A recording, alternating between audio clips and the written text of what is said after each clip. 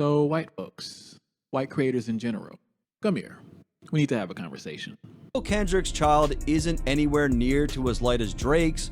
Drake leverages this to subtly accuse Kendrick of hypocrisy. This is Kendrick's reality, right? He does have mixed children, and he does seem to prefer lighter complected women. Kendrick really wants to be with white chicks, right? That's truly what he wants. But because he's Kendrick Lamar, he has to hide it. He's embarrassed to be seen. Now, Tiger in particular is a well-documented milkman who, like Kendrick, has a past of infidelity. I mean, Kendrick might just be a milkman, right? A closeted milkman. And after where does the comfortability come from? And what's also really clever here is that Drake is 37 years old and he says the N-word 37 times on this track. And I believe his reasons for doing this is he's basically saying the word for every year that he's been alive to symbolize that he was indeed born black. Because they're so stressed being around this black girl complaining about shit all the time. That's why they gotta shave their hair. Nah, bro. White guys with black girlfriends, they grow a step, beard they step because their dick there's up. more cushion when they get slapped the fuck out of. Vlad, At the end of the day, it was like this, right? I respect this dude a lot. And when we reached out to him and they hit us back and they said 40,000 plus 30% of all the revenue that's ever made for a 1-hour interview, I just hit him and I said, bro, I'd rather, you just say you don't with me than do a crazy number. You can't beef with a comedian. No, I can You beef might have with a better comedian. chance with a No, rapper. I can beef. All right, keep Well, going. my tweet actually got the most response out of anything. It's over like 2 million impressions. Arguing with the greats now. You're arguing with the GOATs, the legends. Okay. Come on, Vlad. Okay. Hey, man, You didn't listen. have to put all that. These are Wayne's brothers, bro. We grew up on their TV. The massive spectacle that was this summer's Kendrick and Drake beef really opened up hip-hop discourse and broadened it to the general audience for a collection of, let's say, interesting conversations. Whether we're talking about race, how hip-hop culture operates, or even tricky topics like how biracial people engage with their blackness. What's wild about all of these conversations is that they're happening outside of the intra-community context, meaning that they're for all folks to experience and commentate on.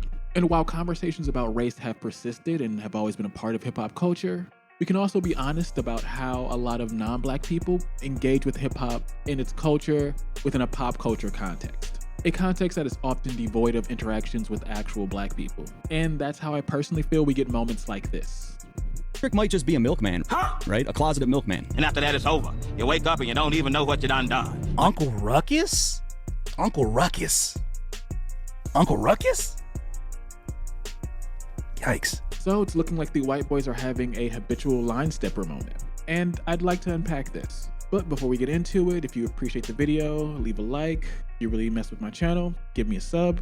Over here, we talk about music and culture as it relates to politics and social issues. And if you really support the vision, feel free to join my Patreon, where I upload performance footage. Yes, I am a musician, as well as videos like this early and other exclusive stuff you can't find anywhere else. And with that, let's get into it. Guard the market entry. 5 minutes of flames and an aim to whistle my fatherland. 6 o'clock. So I feel like a lot of people misunderstood the cultural criticisms levied against Drake during the aforementioned Kendrick v. Drake beef. Probably the same people who saw the intro to this video and would use it to insinuate that white people have no place interacting or discussing hip-hop culture, or that they're not allowed to have opinions that differ from black folks about the culture in general. And for the record, I personally don't believe that at all. And even if I didn't, historically, there have been many white people who have covered and engaged with hip-hop culture since its inception, as well as facilitated space for up-and-coming hip-hop talent. Whether we're talking about Rick Rubin, who everyone has mixed opinions on, to the Stretch Armstrong and Bobbito Show, a radio program that helped introduce the most enduring hip-hop artists to the world, to Peter Rosenberg on Hot 97, to a number of different hip-hop artists of varying styles within many subcultures of hip-hop. There's a solid history of white folks successfully participating and commentating on hip-hop culture in a respectful and gracious manner. And with that, throughout the years, hip-hop culture has expanded. And with community expansion comes new voices. The music commentary space, with its many pros and cons, allows folks with different perspectives and backgrounds to give their takes on what's happening and share different perspectives. Which brings us to What's the Dirt, a hip-hop commentary channel that originally discussed gimmicky artists and broke down beefs. His channel blew up pretty quickly due to his coverage of and breakdowns of these songs in the Kendrick versus Drake beef, with his previous content focusing on deep dives on specific artists or culture vultures like Kid Rock and Tom McDonald. While his videos weren't necessarily my thing, I can admit that his vids were well put together and edited. His consistency in his uploads, as well as uploading the right videos at the right time, helped catapult his videos within the algorithm, allowing him to blow up relatively fast. And he gained praise from commentators across the hip-hop spectrum. Homie's got the podcast boys, the journalists, and artists watching and discussing his work. And with this rise in notoriety, understandably, he'd want to take his time with the next song on the list, Family Matters. And that's where we get this. Is that Drake is 37 years old, and he says the N-word 37 times on this track. And I believe his reasons for doing this is he's basically saying the word for every year that he's been alive to symbolize that he was indeed born black. He admittedly recognized that the reception of this video was mixed, to say the least, leaning negative, but we'll get into that later. The video raised a lot of concern and confusion within the 2+ hour breakdown. Like, it's Family Matters, a very straightforward song. Why does it need to be 2.5 hours long? Hey, Kendrick just opened his mouth, and I'm about to put my... But this caused him to be dragged across Twitter, I'm not calling it X, and YouTube. And this is where things get interesting. Put it up on YouTube because I'd only be doing them a favor. Like, a lot of these guys don't have a lot of motion. That's like, they just don't, right? So I would be helping them. Instead of maybe chilling out, understanding where this cultural criticism was coming from, taking a breather, or just not engaging with it at all, Matt decided to clap back at the folks criticizing him, namely commentator and journalist Justin Hunte, refusing to directly engage with what Hunt directly criticized him for, namely his cultural insensitivity, as well as his lack of range about black issues specifically, and general weirdness with how he interacted with Drake's N-word usage. Drake starts off the track with a direct rebuttal to Kendrick's claims on Euphoria when Kendrick clowned him for his use of the N-word. Drake strategically trolls Kendrick by getting his own mother to start off the track, requesting that Drake not use the word.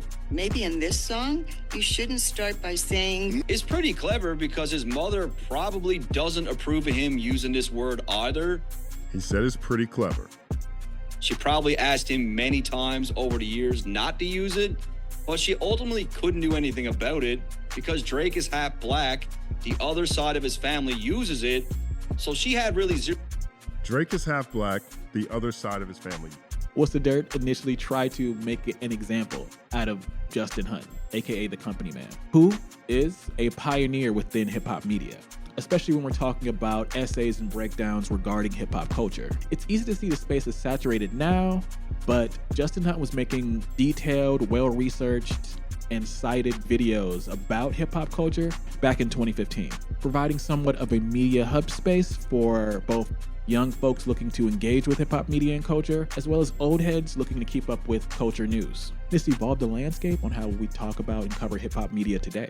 I personally remember his Is 3 Stacks the GOAT video, which reinvigorated my interest in hip-hop media, as well as got me really interested in essays and breakdowns. Without Justin, I don't think What's the Dirt as a channel would exist, or be as successful as he is now, which again makes this confusing. But I'm not putting it up on YouTube because I'd only be doing them a favor. Like, a lot of these guys don't have a lot of motion. That's like, they just don't, right? So I would be helping them. If Justin Hunte is well known within hip-hop media, why does Matt, aka What's the Dirt, pretend like he doesn't know who he is in this clip here, all the while insulting his intelligence multiple times? Well, my question is Justin Hunte stupid or is he just dumb? People watching my content are in between the age of 25 and 44. Insinuating that Justin is attacking him for clout, and taking every opportunity to attack Justin's blackness. A whole video on my channel. I didn't say the N-word for 20 years. Bro, I could kind of tell. I didn't say the N-word for 20 years. Bro, I could kind of tell. While I feel like this has a lot to do with Matt's unfamiliarity with black culture specifically, I feel like it's more indicative of something else. Anti-Blackness refers to the beliefs, attitudes, actions, practices, and behaviors of individuals that devalue, minimize, and marginalize the full participation of black people. Commodification refers to the process of turning something into a commodity, an item that can be bought and sold in order to make a profit. As we discussed in this video, there are ways that artists can interact with hip-hop, a subculture built off of the marginalization that Black folks face socioeconomically that treat the culture as an object that can be bought and sold. What Drake Glazers, and to an extent What's the Dirt, don't really understand is, because of this commodification, the beef simply isn't just team sports, at least to Black folks who engage with Black culture, especially in regards to the criticism lobbied against Drake in the first place. Kendrick wasn't attacking Drake based on him being a mixed person. As a quick example, one of the biggest disconnects and concerns many people have with Drake and his success is his extractive relationship with Black art, while doing very little to treat the culture or Black women with respect. And that's a different conversation, but pertinent to the video. But a large reason why Drake lost this battle, at least within my opinion, because he, as a person who grew up outside of community with other Black people, lacks the cultural insight and experience to go against somebody who grew up and has been engulfed in it since birth. Hence this misstep.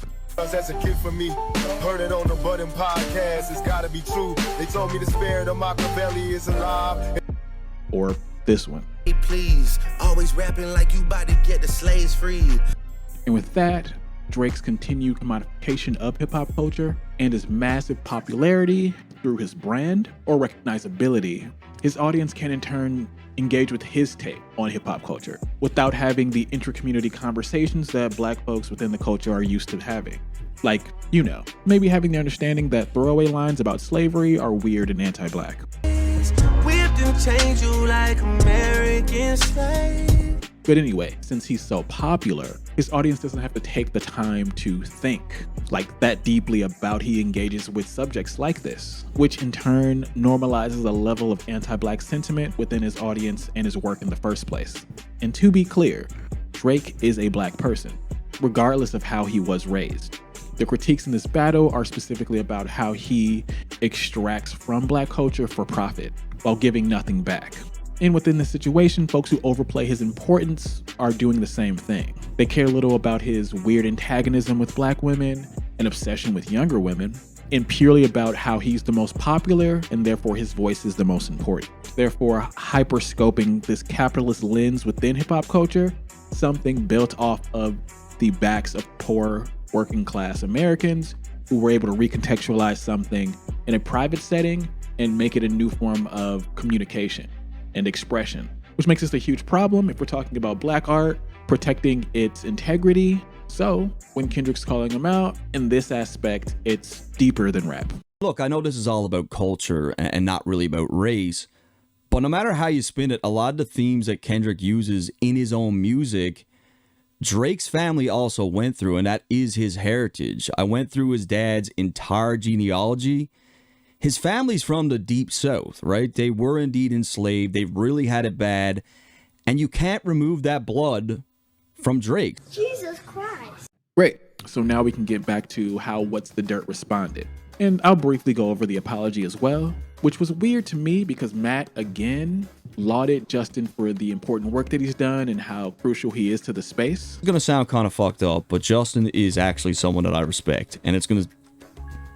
What I'm going to get into later is going to probably confuse you that I would say that, but Justin's an OG journalist in hip-hop, right? I've been watching him for a long time, and when he finally did, he actually made videos about me before. He's complimented me in interviews. But during the original Twitter video, he acted like he didn't know who Justin was, and maybe he didn't. I can't really say whether he did or did. I'm not putting it up on YouTube because I'd only be doing him a favor. Like, a lot of these guys don't have a lot of motion.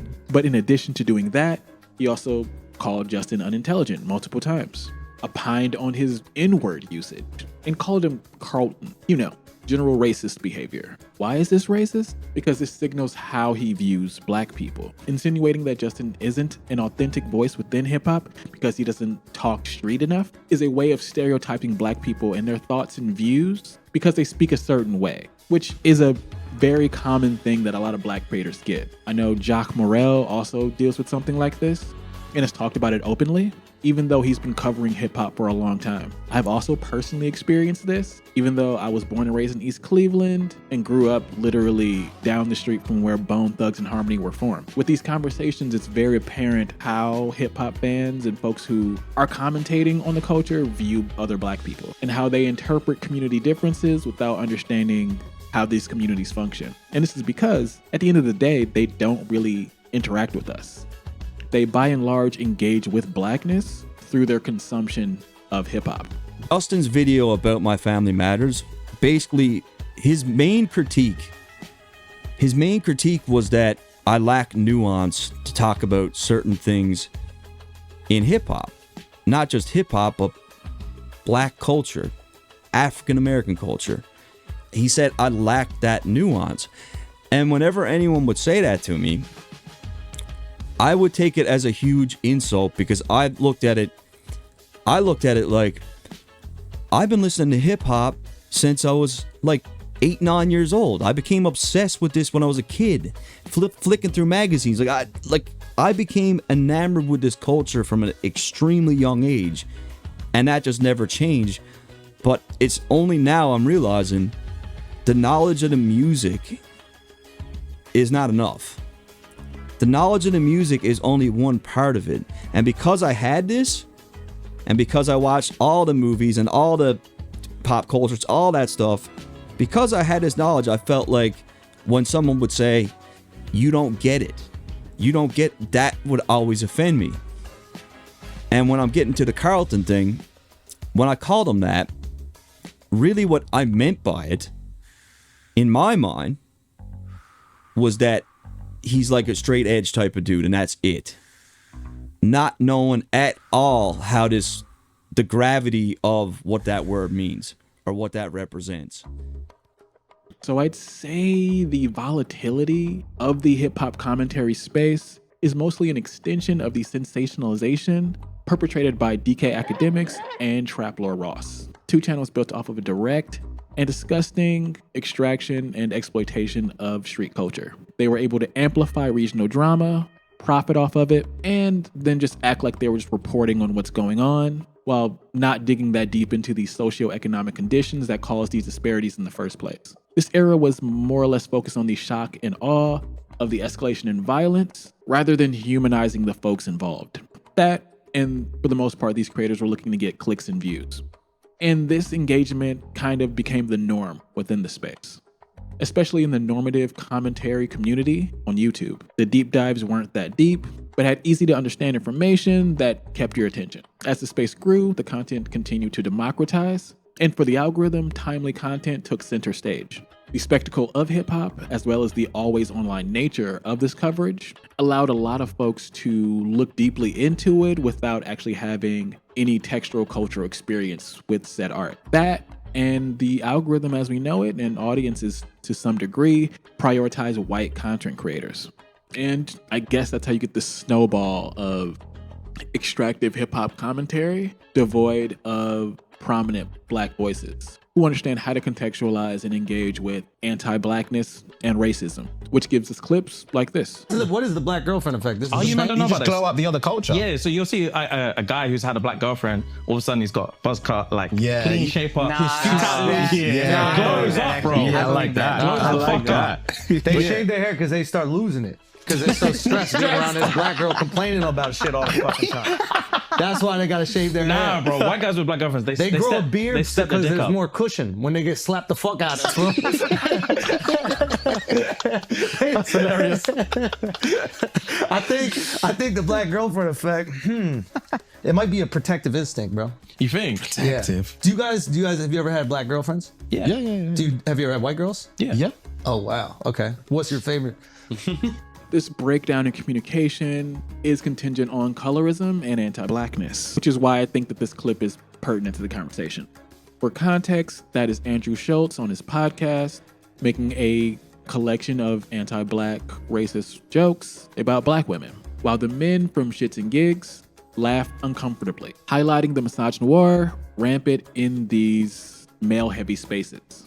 But I know what you're thinking. What does this have to do with Matt and what's the dirt, Justin Hunte, all this stuff?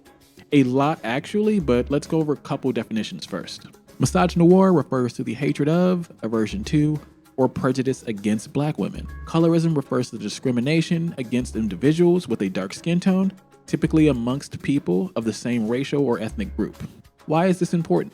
We're truly looking at the rising tide of anti-women, anti-queer rhetoric building up over the years, along with the consistent preference for lighter skinned women. Then what we have within a lot of male hippie spaces is a normalization of shitting on and not listening to black people. Like I see a trend of folks very comfortable talking over, demeaning, or talking down to other black folks while only engaging in stereotypes of black folks in the media that they consume. And rap, culturally as a male-dominated space, has a colorism problem. I mean, sure, this rings true about a lot of the entertainment and performance industry, but that's a different video. There's a very obvious fetishization of lighter-skinned folks within rap icons and moguls, which understandably alienates femmes from these spaces, and to the point of this video, keeps them out of hip-hop conversation some of the time. Ergo, this normalizes a lot of cultural discourse with a large portion of the black community not present for said discourse. So based on how I understand that, white folks stepping out of line makes sense, mainly because they're not being checked by the black men in the first place due to their inherent misogynoir and colorism, coupled with the fact that these white creators have larger audiences that bring a level of legitimacy to other content creators. They're the ones who are controlling the spaces. I mean, white consumers make up a large portion of the hip-hop buying space. And I feel like this is where we can kind of dig a little bit deeper into this issue specifically. On July 6th, 2024, Sonia Massey, a 36-year-old black woman who called the police for help, was shot and killed in her home by Officer Sean Grayson. Mochino Doritos' immediate response was to use her death as an opportunity to make a joke regarding the vote shaming occurring around the recent Democratic nominee Kamala Harris. When publicly dragged, instead of stopping, taking some time offline and listening, he started giving Black revolutionary book recommendations. This is a really good book by a former Black Panther, Anarchism and the Black Revolution. I just think this... I'm not saying that the Dorito homie and What's the Dirt situation are exactly the same, but they're emblematic of the same issue. Let's hear from Christian Divine for a little clarity. White people, you shouldn't make that Kamala Harris think piece, and this is my last time going to be warning and explaining this to you. I'm going to do this through a real story, okay? In 2020, I was at a Black Lives Matter march. We marched all the way up to a police station, and a young black woman had a microphone, and there was a black female cop, like a middle-aged black female cop, in front of the station. And the young black woman was like, look, I know that you're looking at us from over there, but I know that you also have concerns about the possibilities of what could happen if one of your coworkers found your son out late at night. And I was like, damn, shit, damn. And then a white guy with a skateboard who was standing right next to me goes, yeah, what about your fucking son, you pig bitch? And I was like, what?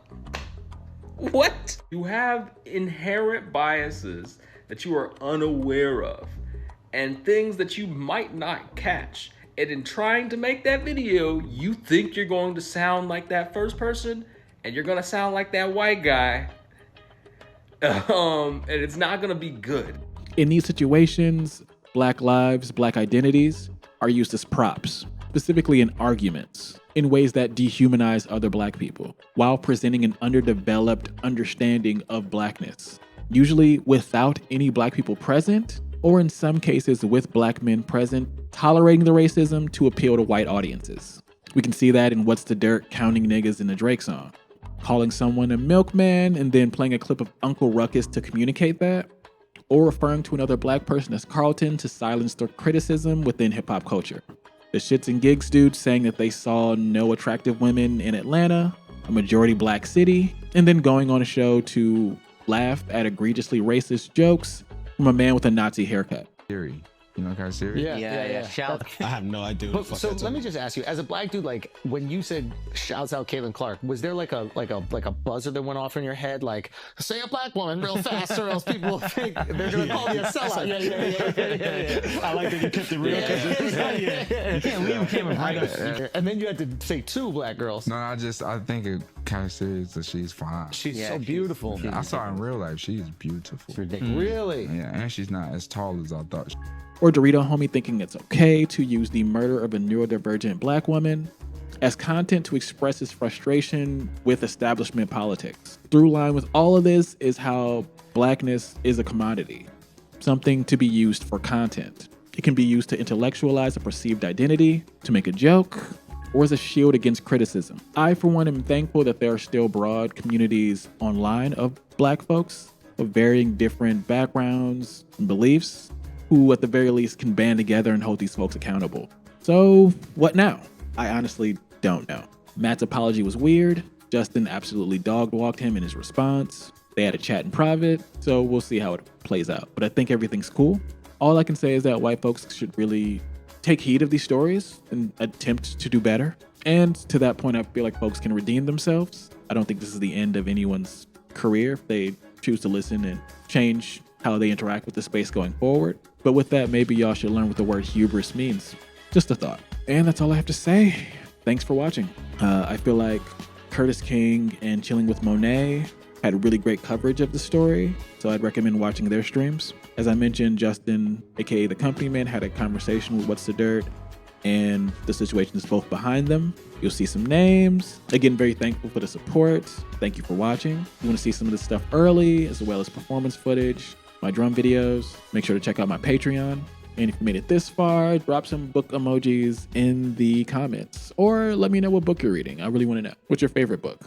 Peace.